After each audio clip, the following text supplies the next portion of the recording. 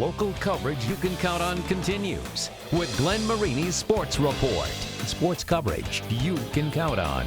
For 14 summers, starting in 1994 and running through 2007, there was no better place to be in the summer for a kid who loved sports than Rod Woodson's football camp.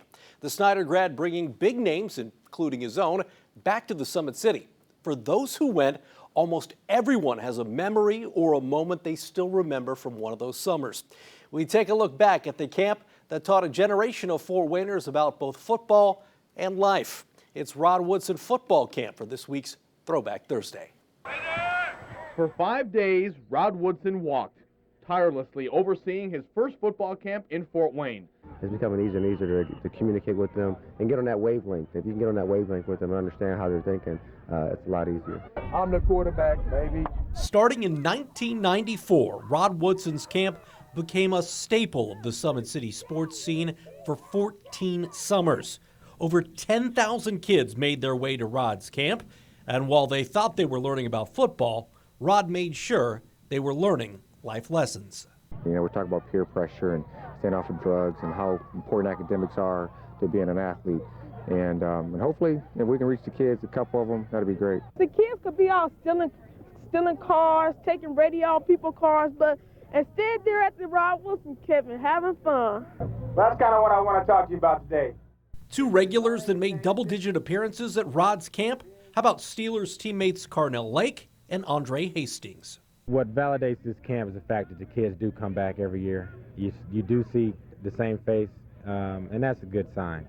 And a lot of kids that were in early little guys are now getting scholarships to some colleges. So I know I'm getting old now. Kid came up to me, hey, I'm like, hey, boy, you were here, now you here, you know, just seeing the kids grow up. I watch the kids go from the smaller group to the middle group, on to college. Just like I tell the kids, I say, we out here for you. If you got any questions, any problems, just talk to us.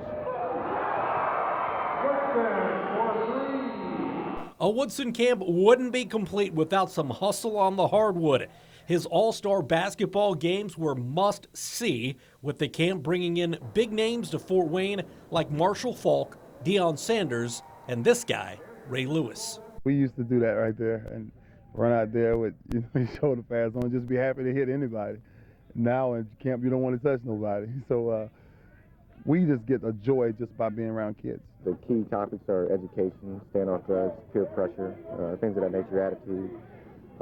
Try to give them a good foundation, but the main thing is to have fun out here for a couple days and to enjoy the game and learn a little bit about football.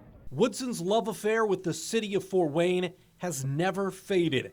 He came back year after year after year, and the Summit City got a special shout out in his Hall of Fame speech.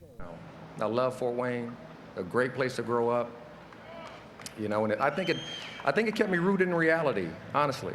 I think it taught me what was truly real to me and was important to me as a man and as a kid growing up. As for the camp in his hometown, the focus was always on the city's youth. At the camp, it's really, really fun to get a good workout, and I think it does teach kids a lot and does make them better. I want to come back here for the kids in Fort Wayne to let them rub elbows with the professional athletes to see that their hopes are always alive. No matter what they want to accomplish, they can do it.